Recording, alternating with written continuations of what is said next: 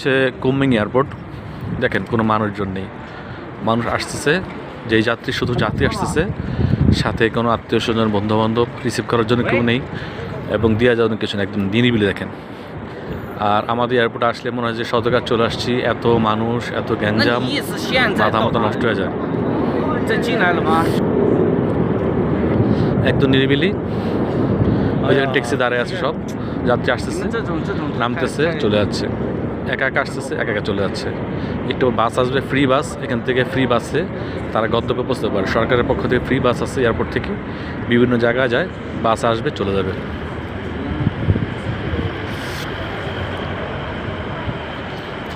কুমিং airport, কুমিং একটা district, China একটা district, খুবই ঠান্ডা এখানে, সারা বছরই ঠান্ডা থাকে, মারাত্মক ঠান্ডা। দেখেন বড় বড় জুব্বা।